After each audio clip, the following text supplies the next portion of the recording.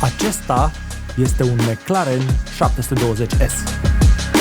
Un OZN cu 4 roți și cu un proprietar care pare cunoscut de undeva. Salut, Vlad! Mă bucur să te revăd. 720 de cai? Da, mă bucur să te revăd. Văd că la tine e 790 de cai. Hai să-i dăm! Bun.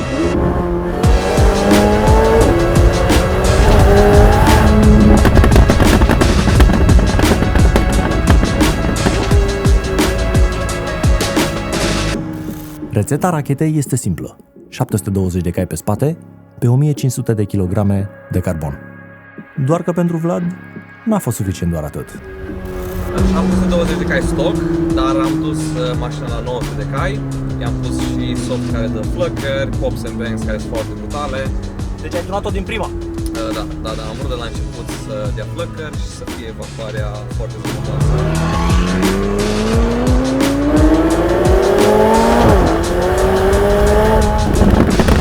Ai de șanță! Ra-da-da-da-da!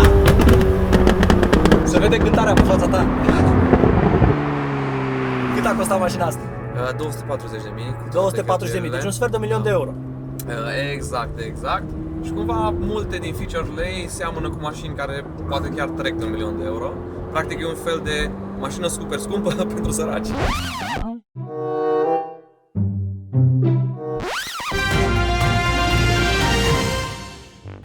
Nu vă spărați, care ar fi o mașină super scumpă pentru săraci?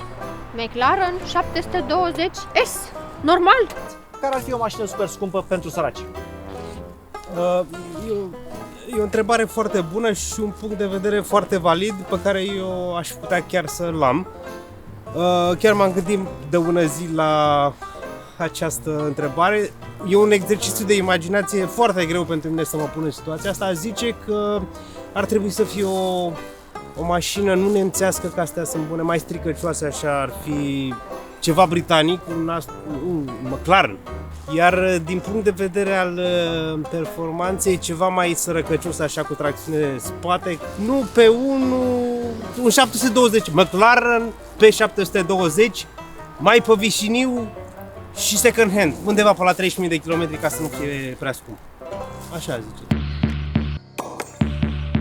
Lăsând gluma la o parte, un lucru este indiscutabil. McLarenul 720S arată exact ca într-un joc cu mașini. Mi se pare că mașina asta e ca un prototip care totuși a fost scos în producție, pentru că de la ușile astea care se schimbă plafonul, la tere, la forme, totul mi se pare că este ieșit din comun.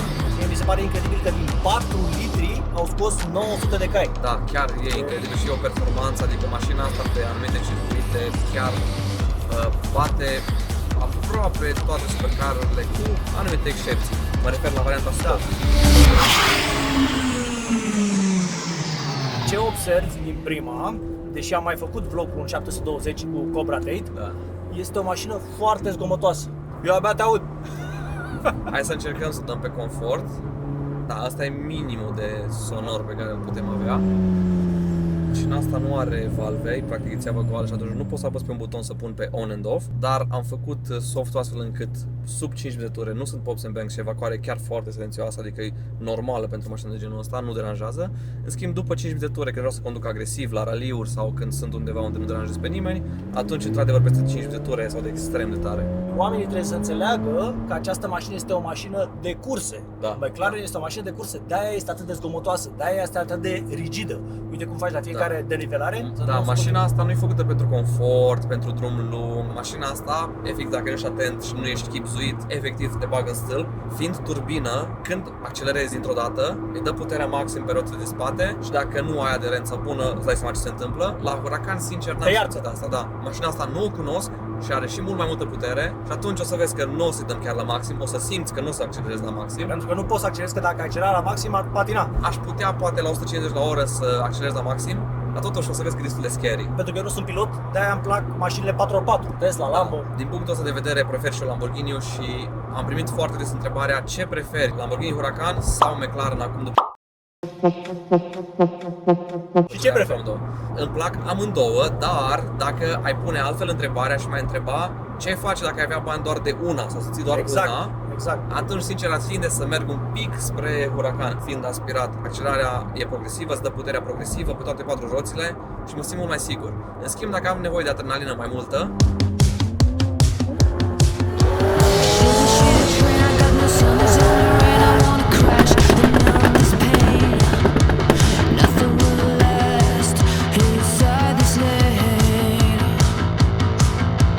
niciodată n-am reușit să accelerația la maxim. Nu te-ai învățat cu ea. Da. Și mult prea puternică, efectiv, mult prea puternică. Și dacă ar avea 720 de cai, ar fi criminală pe Da, spate. da, da. Eu n-aș avea pe să-i dau blană la mașina asta. N-aș avea tu.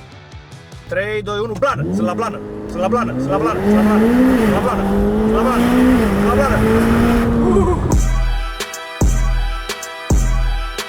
Pentru că Vlad are și McLaren și Lamborghini, ar fi interesant să aflăm care sunt diferențele între cele două. În afară de faptul că asta are 900 de cai pe spate și Huracanul are 600 de cai Da, față spate. în primul rând consumul e aproape dublu în McLaren față de Huracan. Serios? Da, mi se Deși pare. are motorul mai mic, 4 litri V8 față de V10 5,2, faptul că are turbine îl face să consume mai mult. Cred că e aproape dublu. Aș putea spune că e aproape dublu în McLaren față de Huracan. Spațiul de stocare în Huracan e mult mai mic față de McLaren. La raliuri am avut probleme pentru că mergeam tot timpul cu un copilot și mereu aveam nevoie de o mașină pentru bagaje. Bine, mașina raliului pentru bagaje, Da. din fericire, nu trebuia să vin eu cu o altă mașină. Portbagajul McLarenului este dublu ca și capacitate față de Huracan. Plus că mai ai loc și aici în spate, undeva pentru controller sau poate chiar ceva, nu știu, genți, plase. Tot la capitolul diferențe, ușile, evident, e cea mai evidentă diferență. Ușile se deschid în sus la McLaren și la Huracan se deschid ca la o mașină normală. Cobra a zis, așa vând ei Aventadorul, că se ridică ușile în sus. Da, exact, exact. Tot Cobra au zis la un moment dat că așa vând ei modelele mai scumpe pe One și Senna, pentru că motorul, din câte știu, este similar la 720S cu modelele astea mai scumpe care costă 1-2 milioane. Din câte știu, ăsta e doar limitat și foarte puțină diferență este între motorul ăsta și modelul mai scump. Dai seama că cumva firmele astea trebuie să lase niște mici beneficii pentru modelele de top. Știi ce mă gândeam eu? Ar fi super tare să faci un drag race între mașina asta care are 900 de cai și un McLaren Senna care costă aproape 1 milion de euro, nu? O idee excelentă pe care cei de la Top Gear au făcut-o acum 3 ani. Au luat un McLaren P1 și i-au dat blană într-o tură pe circuit și imediat au făcut același lucru cu McLaren 720S. Care credeți că a fost rezultatul? Eu cred că e undeva la același nivel, pentru Asta că zic și eu. zicea, explica Cobra Tate că practic ei vând Senna cu cam același motor. Pentru bogătași. Da, și tot el zicea că motorul ăsta e un pic limitat ca să poată să vândă Senna mai scump la 1 milion, 2 milioane. Și asta pentru că P1 este doar cu o jumătate de secundă mai rapid. Mereu când vorbeam cu Cobra, când zicea, domne, să ne dăm tu cu Tesla, eu cu McLaren-ul, dar de fiecare dată ce-mi zicea? If I get the turbos right, bro. Știi? Gen dacă prinde. Da, vezi, adică, băi, eu nu sunt pilot. Eu n-am simțit lagul, dacă o ții peste 5 de ture. Păi da, dacă o ții peste 5 de ture, eu nu vorbesc asta, eu vorbesc în viața de zi cu zi. Viața de zi cu zi înseamnă, uite puțin, ai 50 la oră, da? Ia calcul tu acum, să vezi că stăm o secundă degeaba pe loc. Pe confort? Hai, zi pe confort. Ok. Îmi zici, acum, și o calci. Uite accelerație, hai. Acum. Nu s-a schimbat nimic. Abia acum am plecat. Cu Tesla eram 3 mașini în față. Da, uite. Și nu e nicio problemă dacă ți-ți place asta, dar fiecare om trebuie să-și aleagă mașina, adică eu știu de ce îmi place mie. Eu când merg pe confort, e Da. clar că merg așa cruising foarte relaxant, ceea ce se întâmplă destul de rar. Da. Și ideea e că atunci când vreau să merg mai agresiv, o pun direct pe sport și o țin în tură. Ia să vedem, hai să vedem. Hai, 3, 2, 1. Hai tot. Acum e deja durată. Opa. Mamă, Opa. ce pop sunt. Hai, dai. Știi ce n-am simțit? N-am simțit GeForce. Nu sunt hater, repet, n-am simțit GeForce. Știi ce vreau să zic? Da, nici nu știu exact în ce punct să-i dau, sincer. Într-adevăr, nu simți, dar asta cred că e din cauza faptului că nu știu eu să conduc încă și recunosc chestia asta. Da. La Huracan știu exact când și unde să-i dau, astfel Păi, încât e să... foarte simplu, 6.000 de ture. Da. Ideea e că o să-i dăm accelerare și la viteză pe autostradă, la 100 la oră. Și acolo cred că ar trebui să simți. Aveți cum scapă aderența. Da. Foarte mișto pop să merg, foarte mișto, adică simt puțină adrenalină. Sper doar să nu mă omori. Ai deschis puțin geamul să auzi mai bine?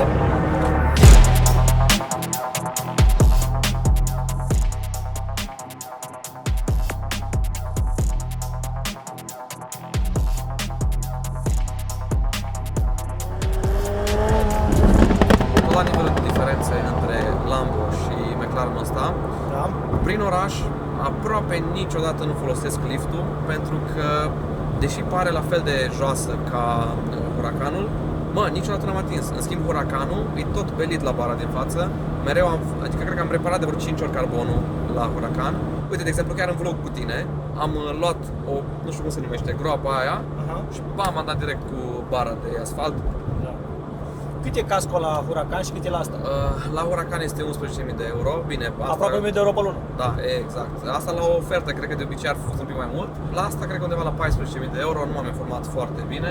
Încă mă gândesc dacă se fac sau nu casco. Pentru că la Huracan, gândește că am plătit banii ăștia și Nu te-ai folosit de ei. zi de zi simt cum dau bani și... Degeaba. Da. Da, for your peace of mind. Da, m-am gândit la o variantă în care să nu-i fac casco la asta și am RCA cu decontare directă, Da. astfel încât dacă eu lovesc mașina din vina mea, îmi asum și plătesc, evident. Exact. Și dacă cineva intră în mine și îmi lovește E ca și mașina... când avea casco. Exact. Asta am făcut și eu la Ana. Am stat și m-am gândit la un moment dat. E diferența mică. Da. E 100 de lei pe an sau ceva. Bune, atât de mică e. La decontare direct, Da. exact. Extrem Da. de mică. Și atunci eu sunt foarte atent să nu creez eu vreo problemă. Da. Și dacă cineva intră în mine, Hai să-ți arăt ce vreau să faci tu. Ascult. Să o dai pe auto, Ok. pe sport și la 2000 de ture să o calci. Să vedem câte secunde stăm până pleacă mașina. Deci, tu vrei să mă încă- faci de râs în vlogul Dar ăsta. nu, vreau să stabilesc și dezavantajele mașinii. 120 am. E ok, 120, da? Da. Hai, când zici blană. Blană. Blană.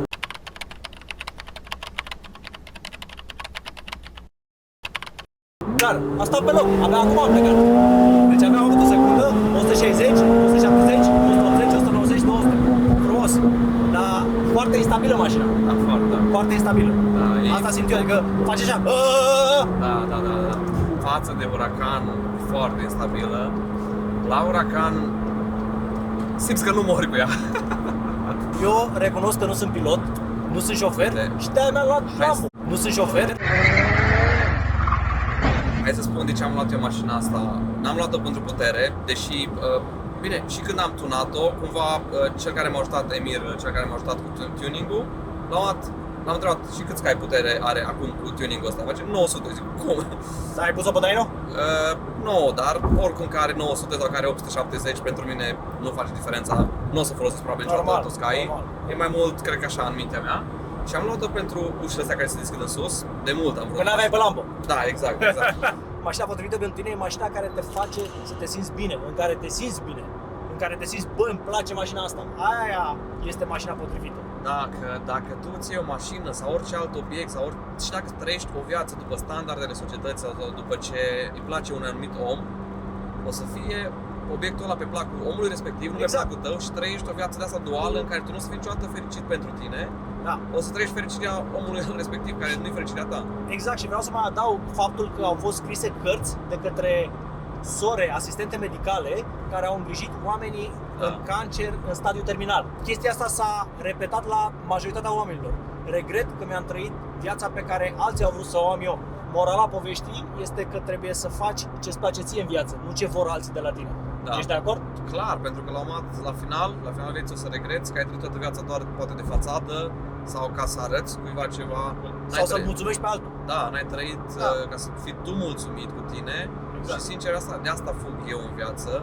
Fug de a avea regrete mai încolo în viață, pentru că la un moment dat ajungi la finalul vieții și cu cât mai multe regrete ai, cu atât cred că te simți mai puțin împlinit. Exact. Și încerc să-mi trăiesc viața în stilul ăsta în care să fac tot ce pot acum, Te mulțumește pe tine. da, ce mă mulțumește, ca la finalul vieții să rămân cu cât mai puține spre zero regrete. Nu ne credeți pe noi, căutați singur pe Google Top Regrets of the Dying. Da. Adică regretele oamenilor care sunt pe patul de moarte și o să vedeți că astea sunt cele mai mari regrete. Deci să nu ajungeți să vă regretați pe patul de moarte că ați trăit viața altora, că ați încercat să-i mulțumiți pe alții. Și tot în ideea asta încerc să fac cât mai multe, deși încă sunt tânăr, parcă simt deja așa între ghilimele, o grabă, să fac cât mai multe experiențe, să trăiesc cât mai multe lucruri, să călătoresc cât mai mult, să cresc cât mai mult eu ca persoană. Să evoluezi. Da, pentru că timpul e limitat și eu încerc să fac în timpul ăsta limitat cât mai multe, să trăiesc cât mai bine, să mă simt cât mai bine, să petrec cât mai mult timp cu cei dragi, să fac ce mă împlinește pe mine. Și sunt sigur că foarte mulți tineri te iau ca model. Sper că oamenii învață lucruri bune de la mine. Chiar recent mă întâlnesc cu mulți tineri pe pe stradă și îmi spun, Vlad, uite, datorită ție am început să mă informez despre educație financiară, inflație și cred că asta o să fie un următor scop pentru mine, să influențez în bine viața oamenilor. Pentru că te face să simți bine. Da, pentru că, ok, banii îmi plac și o să-mi plac în continuare, e un mod de a-mi aduce mie fericire, dar mai sunt încă vreo 10 tipuri de fericire pe care eu le am și unul dintre ele e efectiv să ajut oamenii în modul în care le schimb viața în bine. Ai avut și tu modele? Da, și am avut diverse modele, nu a fost 1 sau 2 mentori. Au fost mai mulți, normal. Au fost 10 de oameni pe care îi vedeam, încercam să învăț de la ei, să ajung ca ei și cumva când ai un scop în viață și un cel, e foarte ușor să ajungi acolo și am încercat să văd ce a făcut omul ăla ca să ajungă împlinit sau bogat sau ca să călătorească, să aibă afaceri. Am încercat să văd ce pași urmați să fac și eu asta. Și cine au fost primele tale modele? Greu de spus pentru că au fost foarte, foarte mulți, dar erau oameni de genul ăsta care mergeau în țări, tot felul de țări exotice, care lucrau de acolo. Nu mai țin exact care au fost primii mentori și nu vreau să dau niște nume pentru că nu știu exact care au fost cei care mi-au impactat cea mai mult viața, dar au fost foarte mulți și în general lucrau remote, mi-au arătat că viața e mai mult decât să ai doar un job care nu-ți place și să trăiești viața doar să lucrezi și să te pensionezi și atât. Și de-aia te-ai mutat și tu în Bali, câteva luni. Da, după ce am avut succesul ăsta pe cripto prin 2017, efectiv am zis ok, acum pot să-mi împlinesc visul ăsta, am și lucrat, mi-am pus la punct partea financiară și am 2 ieri la rând le-am trăit în Bali și prin Thailanda și zona ți-ai trăit visul. Da, efectiv, adică era un fel de crypto retirement, să zic așa, era un trend atunci. Dar oamenii trebuie să înțeleagă că dacă ai bani și faci niște milioane de euro, nu aia este cheia fericirii, asta este un pas către fericire. Da, pentru mine, cum văd situația asta, e efectiv în felul următor. Banii pentru mine sunt un mod de a mă face fericit, dar pe lângă asta am și multe alte moduri de a mă face fericit. E o axă. Da, alt mod este să petrec timpul cu prietenii, să merg la tot felul de întâlniri la care se discută business-ul și chestii de genul ăsta, să călătoresc, să petrec timpul cu familia, împlinirea pe care o iau din zâmbetele pe care le aduc pe fațele copiilor, ori când pozează mașina, ori când lasă intre în mașină, ori când învață lucruri de la mine. E happiness. Da, și trebuie să vezi un pic cam ce te face pe tine fericit.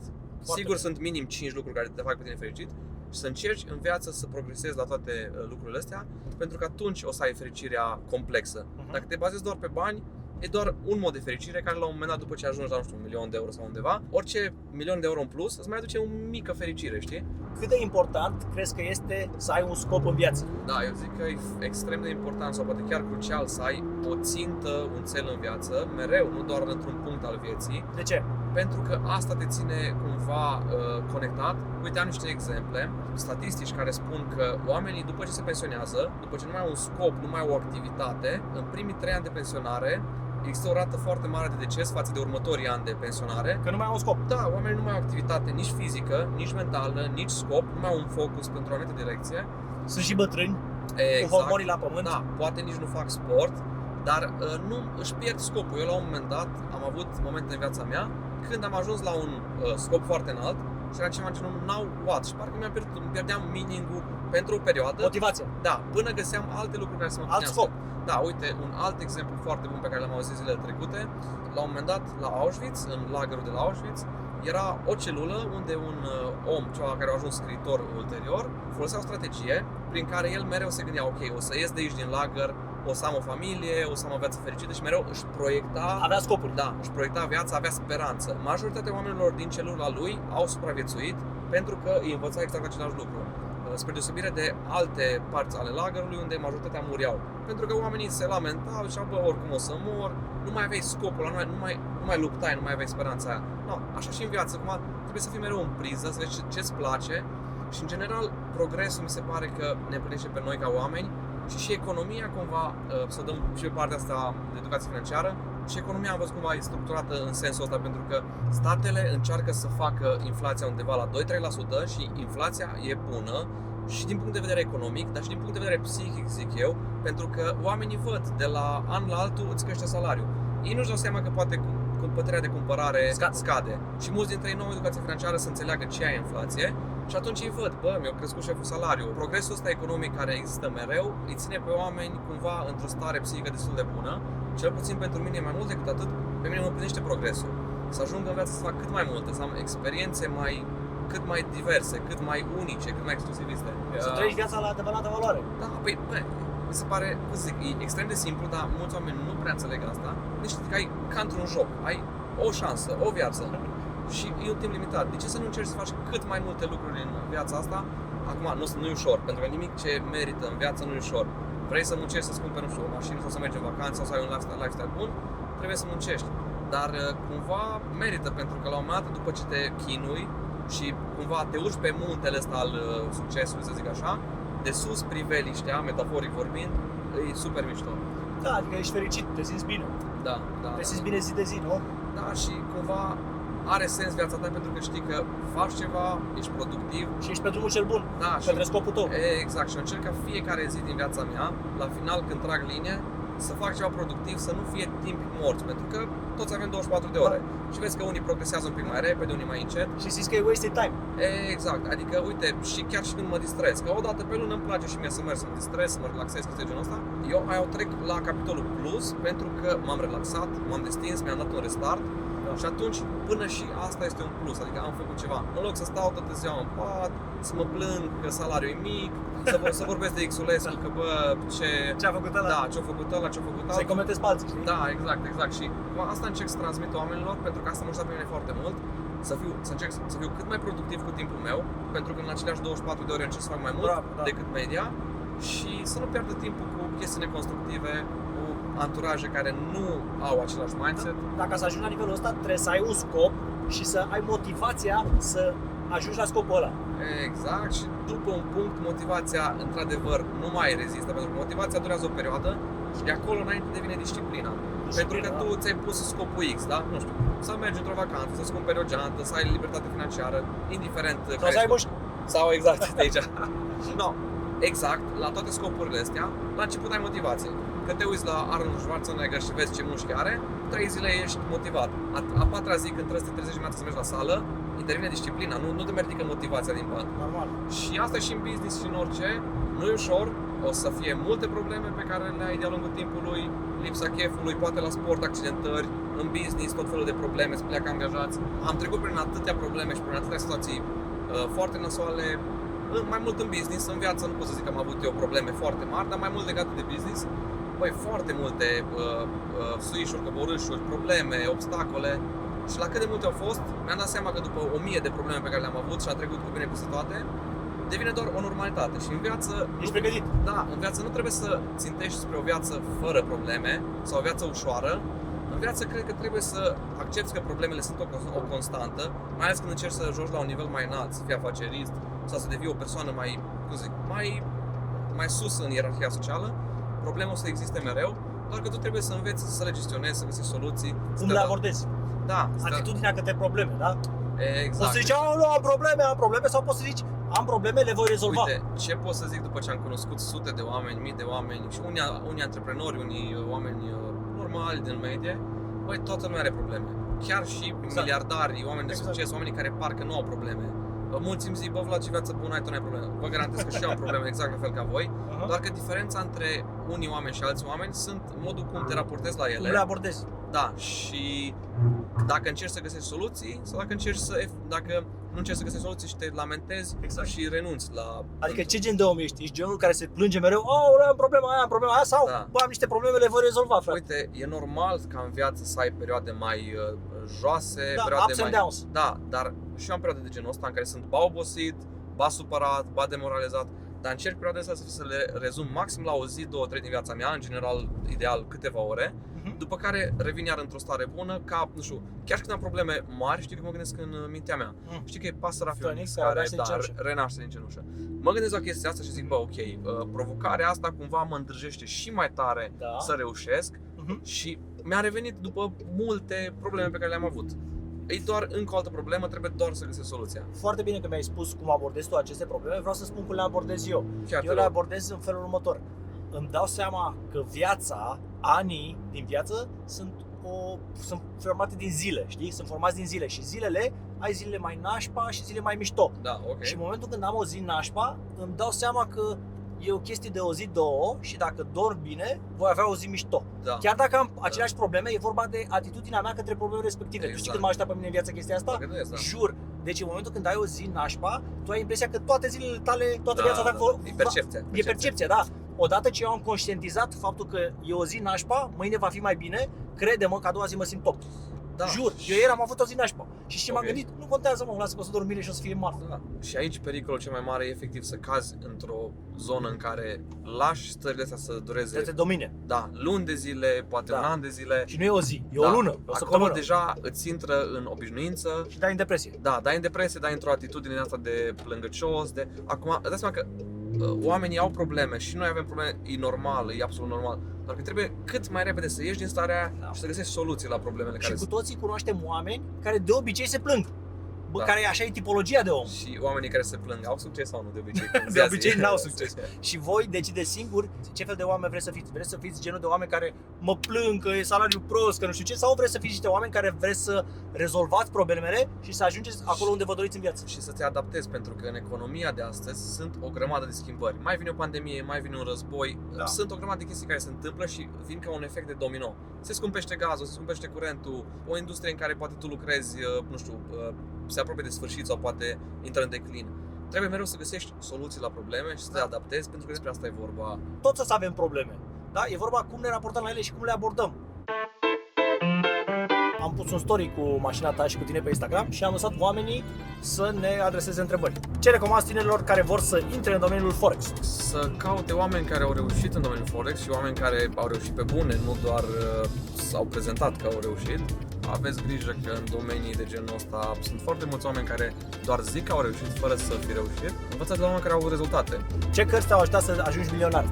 Secretele mentalității de milionar, de T. Harv Eker este scrisă. Citește în 2-3 ore cartea asta. O carte de nivelul ăsta îți dă poate chiar și 5-10% din informațiile de care ai nevoie în domeniul ăsta de mindset, educație financiară. Chiar te ajută.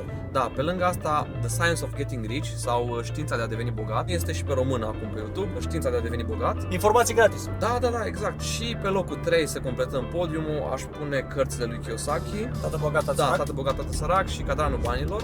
De ce un om care reușește și are succes nu spune exact ce și cum a făcut?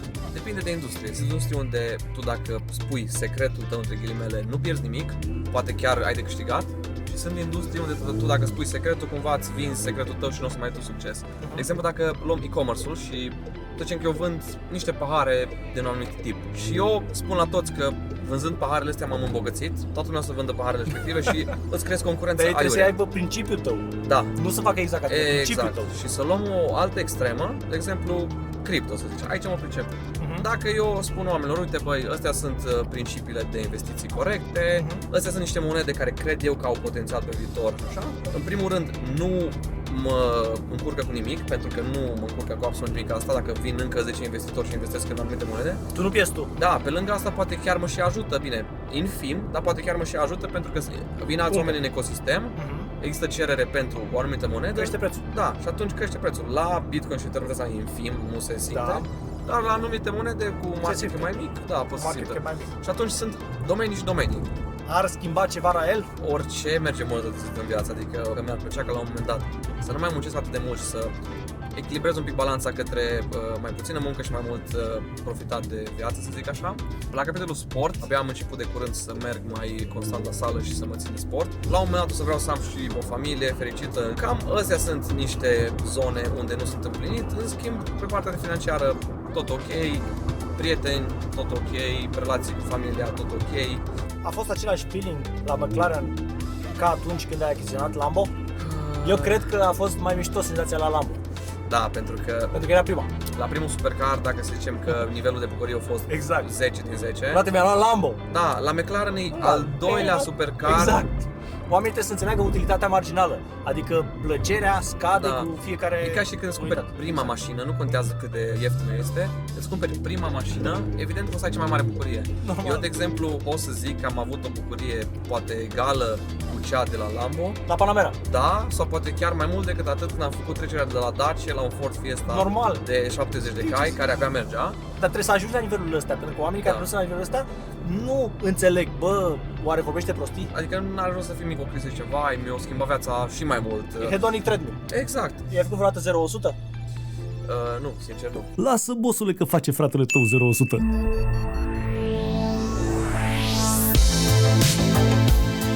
Trei, 2, 1, pleacă! Cam grea pomirea. Da.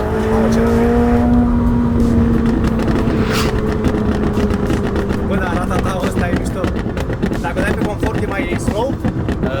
Ratatau. Nu, e exact la fel, doar că de la 5.000 în sus. Adică sub 5.000 se oprește. Deci tu poți să o controlezi din padele. Eu când mă satur, adică când nu mai vreau ratatau, efectiv dau superioară, viteză superioară și nu se mai aude. Păi da, ca să ai ture mai mici. Da, și atunci nu mai face. E pe confort acum? Da, confort. Asta e maximul de blândețe pe care o duci. Prima dată când te urci într-o mașină, trebuie să o iei încet. Da, ca să te simți. surprinde. Să simți surprind unde prinde aderența. Simt că e o mașină cu turbină și mașinile cu turbină, după ce au prins boost în turbină, te împing foarte tare la Da, spate. și să ai grijă să rămână și aderența acolo. Asta clar. Adică o țin la 60%. Despre asta vorbeam, când am ajuns la 100%. Safety first. Hai să dăm pe sport. Da, avem traction control, nu? Da. Dar te împinge mișto la spate. Deci asta este senzația. Da? Pops and bangs și foarte multă de la spate. Da.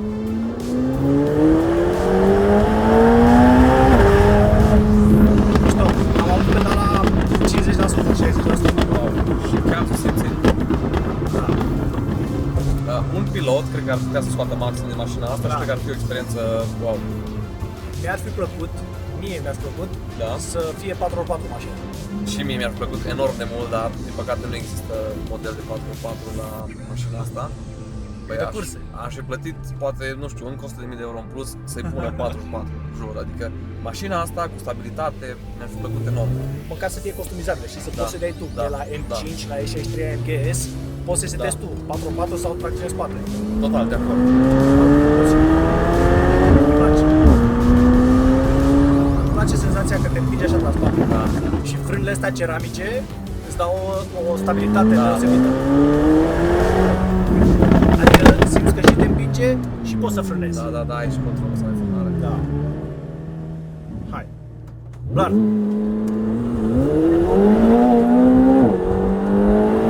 Mi-a fost frică să cal la fund. Când mergi de pe loc, n-are sens să dai plană. Da. E prea mult. Da. Să ai 900 de cai toți pe spate, e No, crimă. la plecare de pe loc nu accelerează.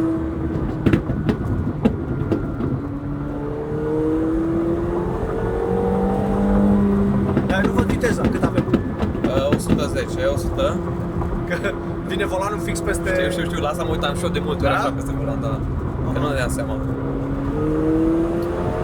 Da, Uite, 5.000 de ture, 5.500 de ture. da, Da. Dar trebuie să știi să stăpânești 900 de cai. da. Că nu e așa ușor. Tocmai de asta nici nu mă aventurez. Da. Uhu! Ra-ta-ta-ta-ta!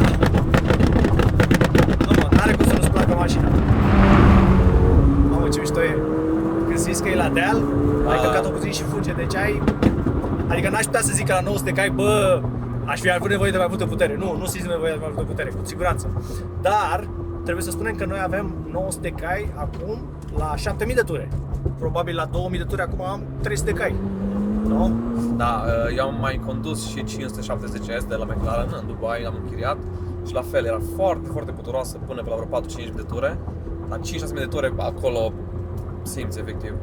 Da, Uite, exact, acum avem 2000 de ture în trapata. 3, 2, 1, blană, blană, blană, blană. Acum am plecat. Ai văzut? Bă, nu, hai să spunem lucruri pe bune. A fost puțin lag, un pic. Da, total de acord, Da. Dacă ești de acord cu lagul ăsta, ia-ți McLaren. Mașina asta nu mi-am luat-o neapărat pentru viteză, maxim pentru viteză pentru rolling race-uri la 150 la oră. Când merg la One Life Rally, în afară, acolo știi că am pus un vlog, chiar a fost foarte, foarte vizionat, 150.000 de views. La One Life Rally treci prin 10 țări, în special țări în care unde nu ți se ia carnetul dacă depășești foarte mult limita de viteză și chiar dacă ți se ia carnetul, tu în jumătate de oră ești în altă țară și îți reiei înapoi dreptul de a conduce. Și atunci, acolo, sincer să fiu, n-am respectat aproape nicio regulă și am mers tot timpul super tare. No, și acolo să fii la 200-250 la oră, să faci un rolling race cu, nu știu, cu un huracan și efectiv să pleci de lângă el super tare. Să rup huracanul. Da, pentru asta ar fi bună mașina asta, dar în alte circunstanțe n-ar fi. O idee așa. Da. Ce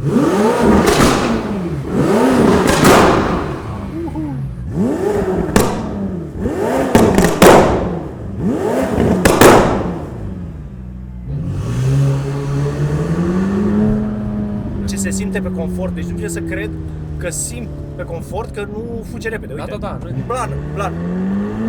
Prea mult asta. Da. Nu sunt hater, nu sunt pornit împotriva oamenilor care e o mașină foarte mișto, mi-aș cumpăra-o, dar am stat prea mult. Dar Așa că dacă dăm o pui sport. pe manual în confort și If I dai get the de... turbos right. Dar uite, pe manual, Da. în confort, la 4-5 de ture, Hai să vedem. așa. Deci viteza întâi, nu mă las întâia. Acum. Gata. La cât? La 4000 de ture. Te dau manual. Așa. Dai. Și acum să o calc, da? Da, calc. 3, 2, 1, plană! A stat un pic. Da, Mai puțin, la jumătate. este la nu. Dar foarte mic acum, adică Nici mult prea scurt. nu derapa nici foarte mult. 3, 2, 1, plană! Sunt la plană!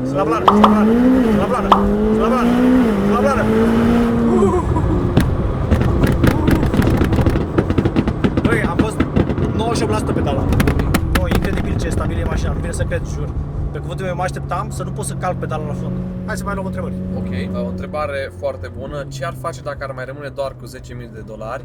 În primul rând vreau să zic că am încercat să-mi setez lifestyle-ul și investițiile astfel încât să nu ajung niciodată acolo. Adică nu ești cheltuitor. Sunt cheltuitor, dar am și multe investiții în safety net-uri, gen imobiliare sau Cât stock. la sută din banii pe care îi faci, cheltui? Eu cred că cheltui sub 8%. Greu de zis, dar cred că tot undeva pe acolo, sincer. Cred că tot undeva pe acolo. Nu țin o evidență foarte clară a cheltuielilor cu câștiguri, pentru că sunt foarte volatile. Adică într-o lună cheltui foarte mult, într-o altă lună cheltui foarte puțin. Și la fel și câștigurile fluctuează. Dar dacă aș rămâne cu doar 10.000 de euro toți banii mei, aș încerca să-mi folosesc skill-urile sau să învăț niște skill-uri care să-mi producă bani și cu banii respectiv după care să pornesc un business, dar aș încerca să văd ce domeniu e foarte scalabil sau ce domeniu este pe trend, ca eu cu acei $10.000 să reușesc să înmulțesc destul de mult. Și cred că aș încerca să învăț vânzări, să fac vânzări într-un domeniu unde comisioanele sunt foarte bune și nu există un plafon. Pentru că eu așa am reușit să cresc. Am intrat într-un domeniu unde nu există un plafon. În cripto nimeni nu zice că nu ai voie să ai un câștig mai mare de X. Și atunci am încercat să fiu într-un domeniu în care limita e cerul și să devin cât mai bun în domeniul ăla. 10.000 de euro e o sumă destul de mare, cu care poți să faci destul de multe lucruri, dar aș încerca să învăț un skill de vânzări, ceva în genul ăsta. Și ți-ai folosit toate cunoștințele pe care le ai ca să faci bani, ca să-i mulțești. Da, poate chiar să deschid un business, nu știu, poate să zicem e-commerce. E o sumă arhi suficientă. Că tu așa ai început, nu? Cu e-commerce. A fost una din primele activități. Prima dată am avut canale de YouTube ca să fac acei $10.000, că cam $10.000 să zicem că am avut plus minus din YouTube, cu care am încercat diverse business-uri. Banii și am făcut la zero cu YouTube, dar deja dacă avem $10.000, aș începe o afacere. Acum, noi am făcut majoritatea banilor din ICO-uri pe partea din cripto, dar acum fiind în bear market, nu avem oportunitatea asta. În schimb, e-commerce-ul mereu este la dispoziția noastră, e practic comerț online. Câștigi mai puțin, dar e mai sigur. Da, dar e scalabil, adică nimeni nu zice că nu poți să câștigi mai mult de X în e-commerce. Ok.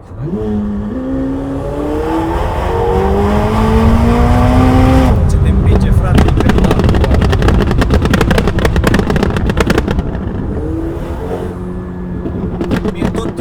Mie tot mi se pare că pornește foarte greu. Da, este la Uite, 4000 de ture, plană! Doar la 7000 de ture am fugit cum trebuie. Nu sunt hater. Întreabă Nicu dacă e mai confortabilă decât un Aventador. Da, e mai confortabil decât Uite, mai întreabă cu confort. Mai întreabă cineva câți bani trebuie să câștigi în fiecare lună să poți să întreții o astfel de mașină. Depinde cât de mult ți-o dorești. Ideea e că la mașini de genul ăsta nu o să o gătești ca și când trebuie să fac peste $2-3.000 pe lună ca să mă permit. În general trebuie să ai destul de mulți bani cât să nu te interesezi dacă îți pică, nu știu, cutia de evidență sau turbina sau ceva. Că dacă eu mi-aș lua mașina asta la limită, cu banii împrumutați sau credit sau nu știu. Să te-ai stresat. Să te-ai stresat, Andy nu accelera ca să nu se trece nu știu ce, stai ușor, Îți făceai casco. Da. Îți făceai casco, așa știi că-ți mai e una.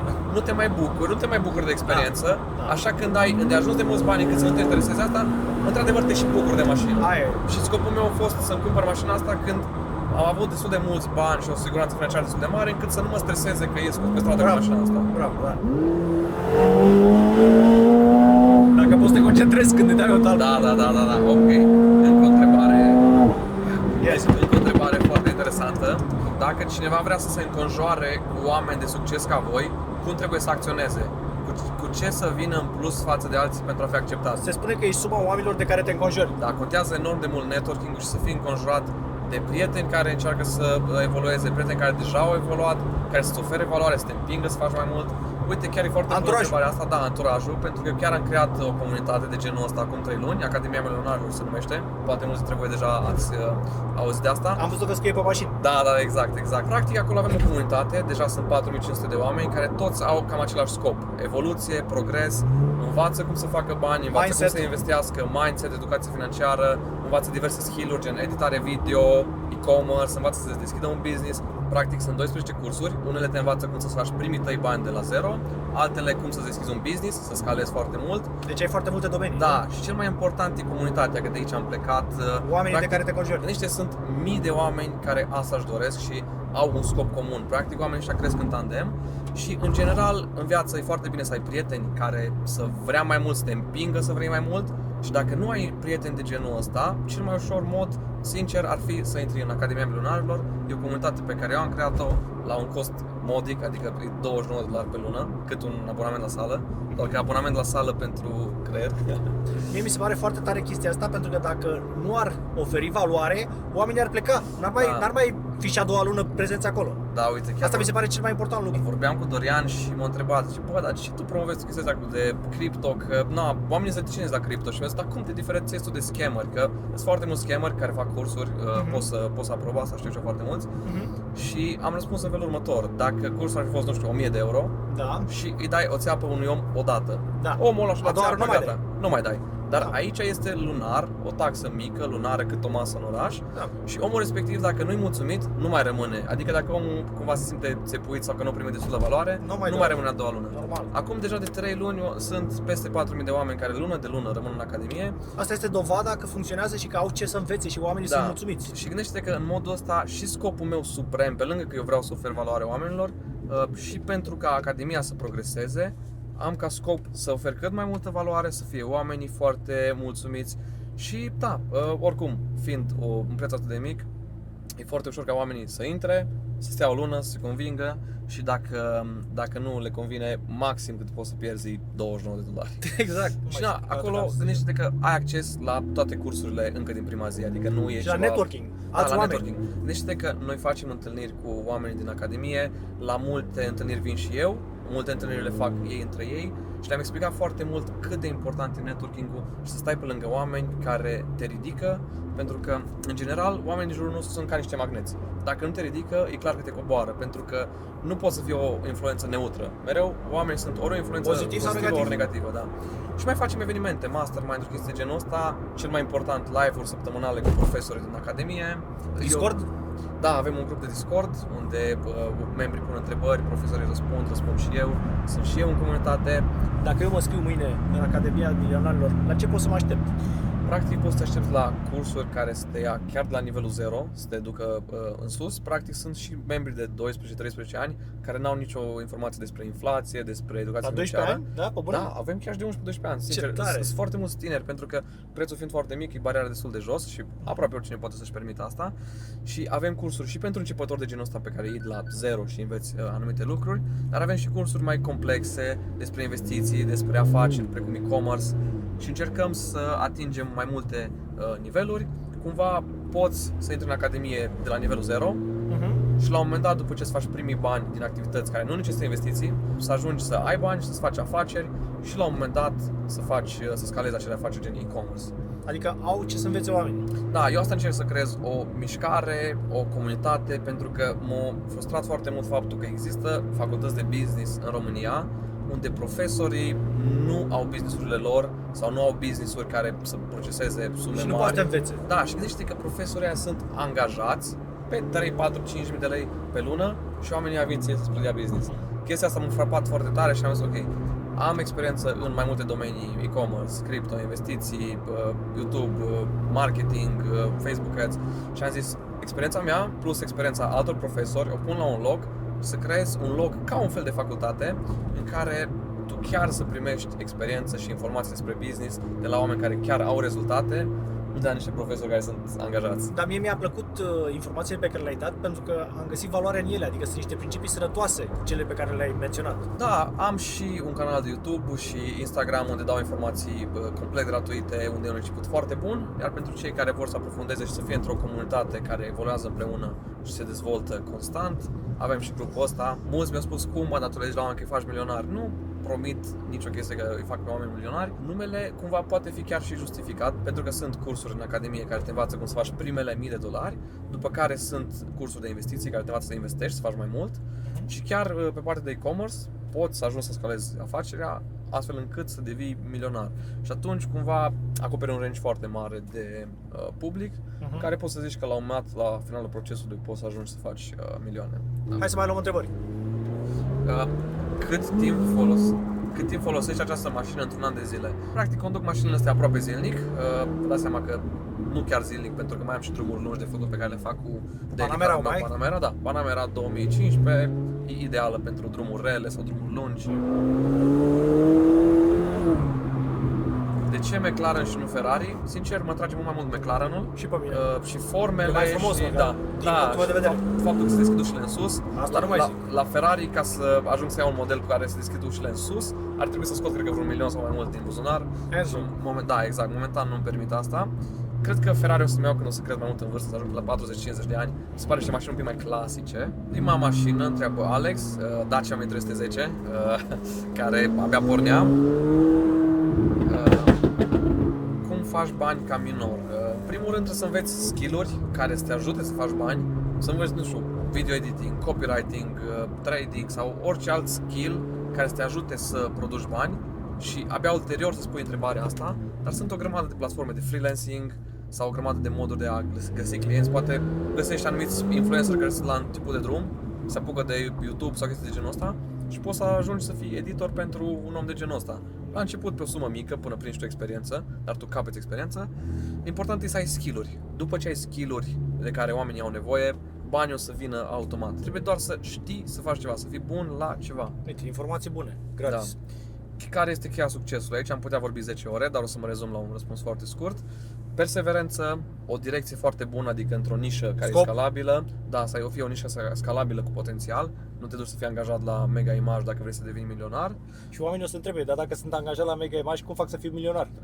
Păi înveți skill-uri în paralel și după aia folosești acele skill-uri ca să monetizezi. Sau să lucrezi la Mega Image până strângi un capital. Eu, de exemplu, asta am făcut cu canale de YouTube. Efectiv, la un moment dat o să fac publice videourile alea. Mă mai muțăream pe acolo, făceam cu plastilină chestii penibile pentru un copil de vârsta aia și gen mi-era rușine să nu afle lumea. Încercai. Băi, făceam, știi că e vorba aia, whatever it takes. Mi-era o rușine să nu afle colegii mei din academie și din liceu, Doamne ferește. Dar acum o să fac publică chestia asta ca să arăt lumii ce înseamnă whatever it takes ca să ajungi la visul tău, pentru că la început e greu să faci direct din pasiune. Puțini oameni au noroc să facă direct din pasiune bani. Și atunci, ca să ajung să fac bani din pasiune, adică din investiții sau afaceri precum e-commerce, pot trebui să am un capital de start. Am făcut capitalul ăsta de start prin activități care, într-adevăr, nu prea făceau plăcere, dar n-ai ce face, viața nu e mereu roz și să faci mereu doar ce-ți place. Exact, dar ai strâns capitalul. Da. Și oamenii, unii, puțini, tot o ard la modul zi-mă exact cum ai făcut banii, zi exact cum ai făcut banii. Exact cum a fost la început partea de YouTube, după care am avut niște încercări pe e-commerce care nu au fost foarte succes. Crypto a fost 90-95% din succes, să zic așa, după care am diversificat. Am creat o afacere de e-commerce pe partea de dropshipping inițial, după care There you have it. Exact, there you have it. Asta a fost călătoria mea. După care și imobiliare, acțiuni și am încercat să cresc tot mai mult. Într-adevăr, cripto a fost cea care pot schimba viața, dar pe lângă asta am reușit să și diversific. Important este tu să fii fericit cu tine. Absolut păcat cu ce faci. Este adevărat că McLaren are o calitate de interiorul mai inferioară față de celelalte mărci? Nu mi se pare, uite cât Alcantara are. Alcantara nu. Alcantara piele, da, nu plafon bate. de sticlă. Acum nu-i ceva ieșit din comun, dar mi se pare că la ce nivel va ajunge Academia Milionarilor? Eu zic că va ajunge cumva o mișcare destul de cunoscută, în special în România, pentru că oferă valoare. Da, aș vrea să ofer cât mai multă valoare, ca oamenii, evident, să aibă și motive să rămână în Academie cât mai mult, pentru că dacă primești mai mult decât oferi, evident că o să vrei să rămâi. Și aș vrea să ajungă la nivelul, să fie ca un fel de facultate, între ghilimele, unde tinerii care ajung la 15-18 ani și se gândesc, băi, ce facultate să fac, pentru că primesc foarte des întrebarea asta. Vlad, ce facultate să urmez, științe economice, vreau să mă fac economist, vreau să mă fac businessman. Academia Milionarilor să fie soluția pentru toți oamenii ăștia care caută să facă business, să se dezvolte și să nu mai stea să meargă la facultăți de business unde sunt angajați care învață să Faci tot facă online. business. Da, faci tot online, la un cost foarte mic, de acasă, te dezvolți, ai contact direct cu profesori care au rezultate și în următorii ani chiar o să dedic foarte mult timp pentru asta, pentru că vreau să o las cea mai departe și să ajut, să inspir, să ajut generația tânără, la fel cum și eu am. Ai fost inspirat de alții. Exact. De ce ales să faci Academia de Poliție? Sincer, la 18 ani, la fel ca mulți dintre tineri, nu știam ce variante sunt. Aveam vreo 5 meserii în minte, doctor, polițist, avocat. Nu aveam deschiderea aia de minte să știu că sunt foarte multe lucruri, foarte multe oportunități în viața asta. Și mi s-a părut că Academia de Poliție ar fi cea mai bună variantă pentru mine. La scurt timp mi-am dat seama că nu e așa și am schimbat la 180 de grade domeniul.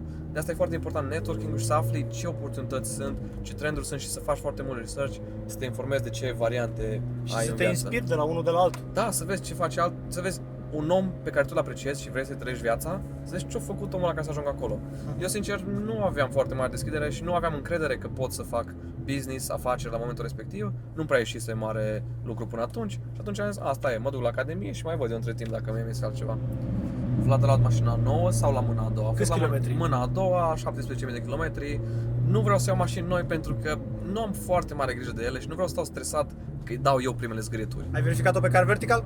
Da, am verificat-o, Da? am Serios? verificat-o, dar au avut vreo 4 proprietari. Ai folosit discount cod? Că dacă folosești codul Andy Popescu ai 20% discount. Să știi că n-am folosit, din N-ai păcate, folosit, dar ai plătit acum, mai mult. la următoarea să știi că o să folosesc, Deci folosiți codul Andy Și- Popescu pe car vertical și o să aveți 20% discount. pe care o să fie următoarea mașină. Care? Măi, încă nu sunt sigur, pentru că doar mi-am luat mașina asta pe care mi-am dorit-o, dar la un moment dat, în bull market, când piața cripto o să crească și o să am un portofoliu mult mai mare, îmi place foarte mult Bugatti Chiron, Bugatti Chiron Pur Sport, exact cum are Tate. E un nivel foarte mare, nu știu dacă o să reușesc prea curând să am mașina aia. Dacă nu o să reușesc să iau mașina aia, SVJ, Aventador SVJ, îmi place enorm de mult. Mai bine ți iei ultime. Aventador ultima are 780 de cai și e mai frumos decât SVJ-ul. SVJ-ul e prea Știu poposulat. ce zici, nu știu, mie îmi place SVJ-ul. Îmi Da? place SVJ-ul. E pe Dar ce, îți gustul place meu. că are chestiile alea pe spate? Da, N-are diferențe wing-ul ăla, multe. wing-ul ăla îmi place enorm de mult. La fel și la Bugatti Chiron Pur Sport, la fel îmi place wing-ul. Sunt chestii care le explici destul de greu. În principal, mi-aș lua Roadster, să fie și decapotabil, și ușile în sus, Da, e și bună wing, și V12, și putere, și sunet, Exact. și flăcări, și pops and banks. Știi ce n-ai la el? Ca să fiu așa Cârcotaș. corect, cârcotaș, dar trebuie să prezinți oamenilor și dezavantajele. Da, da, da. N-ai hard top, ai targa, adică trebuie să-l iei cu mâna și să-l bagi în bagaj. Exact. Nu m-ar supăra foarte tare chestia asta. Noi o spunem. Dar mașina aia înglobează foarte multe din lucrurile pe care eu le vreau la o mașină de genul ăsta. Care a fost cel mai greu moment al lui până la primul Care a milion? fost? Băi, au fost foarte multe momente grele, sincer, foarte multe, dar la un moment dat când am intrat în cripto și mi-am investit toți banii în cripto și a fost o perioadă în care a scăzut piața foarte mult, chiar pe la începuturi și din aia 5.000, toți banii mei investiți $5.000, scăzuse sub jumate sau ceva de genul ăsta. Băi, și atât de mult, că mi-am pus toate speranțele în cripto, ca și timp și bani și chiar credeam că o să reușesc să ies din poliție și la un moment dat eram foarte aproape să renunț, cumva foarte aproape să fiu demoralizat.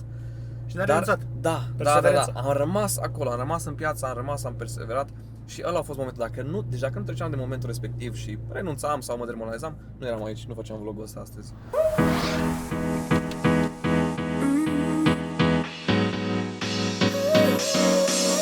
Acesta a fost vlogul. Puteți să intrați pe Academia Milionarilor dacă vreți să vedeți care e treaba pe acolo. Da, dacă vreți să faceți parte dintr-o comunitate plină de învingători și oameni care vor să progreseze, oameni care vor să ajungă la succes, vă așteptăm în comunitatea noastră. Vă promit că o să-mi dau tot interesul să vă ajut cât mai mult și să vă ofer cât mai mult în schimbul unei taxe cât mai mici în fiecare lună.